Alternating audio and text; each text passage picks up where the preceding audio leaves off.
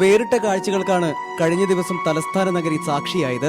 Road അപകടങ്ങളിൽപ്പെട്ട് ജീവിതം വീൽചെയറിലായ 25ഓളം പേരാണ് കഷ്ടതകൾ മറന്ന് ഒത്തുകൂടാനായി എത്തിച്ചേർന്നത്. അപകടത്തിൽപ്പെട്ടവർ രൂപീകരിച്ച കാൻവാക്ക് എന്ന സംഘടനയാണ് കൂട്ടായ്മയ്ക്ക് നേതൃത്വം നൽകിയത്. അപകടം ശരീരത്തെ തളർത്തിയെങ്കിലും മനസ്സിന്റെ ശക്തിയിൽ മുന്നേറാനുള്ള ദൃഢനിശ്ചയമാണ് കൂട്ടായ്മയ്ക്ക് പിറകിൽ. ഈ സംഘടനയുടെ ലക്ഷ്യം എന്ന് പറയുന്നത് റോഡ് അപകടങ്ങൾ ഉണ്ടാകുന്നത് തടയുക എന്നുള്ളതാണ്. കെയർലെസ് ആയിട്ട് ആൾക്കാരെ എടുത്ത് പെരുമാറുന്നത് ഈ ഇഞ്ചുറിയുടെ ഒരു കോസ് വർദ്ധിപ്പിക്കും. അതുകൊണ്ട് പിന്നെ മൂന്നാമത് ഇങ്ങനെ പറ്റിയ ആൾക്കാരുടെ റിഹാബിലിറ്റേഷൻ, പിന്നെ 3 സ്റ്റേജാണ് ഇതിനകത്തുള്ളത്. പരസ്പരം മെഴുകുതിരികൾ കത്തിച്ചും റോഡ് അപകടത്തിനെതിരെ പ്രതിജ്ഞയെടുത്തും നടത്തിയ സൗഹൃദ കൂട്ടായ്മയിൽ കെ മുരളീധരനും ADGP സെൻകുമാറും പങ്കെടുത്തു. അപകടങ്ങൾ 0 ലെവലിൽ എത്തിക്കാൻ ഒരു രാജ്യത്തിനും സാധിച്ചിട്ടില്ല.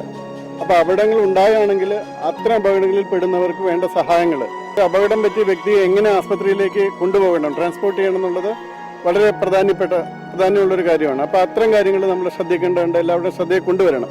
ഇങ്ങനൊരു വിഭാഗം ജീവിച്ചിരിക്കുന്നുണ്ടെന്നും അവർക്ക് സമൂഹത്തിന്റെ ശ്രദ്ധ ആവശ്യമാണെന്ന് എല്ലാവരെയും ഒന്ന് മനസ്സിലാക്കി കൊടുക്കും. സന്തോഷം പങ്കുവയ്ക്കുന്നുണ്ടെങ്കിലും അപകടത്തിൽപ്പെട്ടതിനു ശേഷം സർക്കാരിന്റെ ഭാഗത്തു നിന്നുള്ള അവഗണനയിലുള്ള വിഷമവും പലരും മറച്ചുവെച്ചില്ല.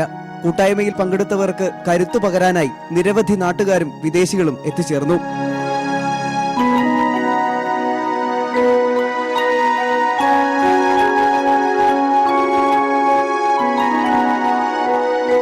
India vision, Thiruvananthapuram.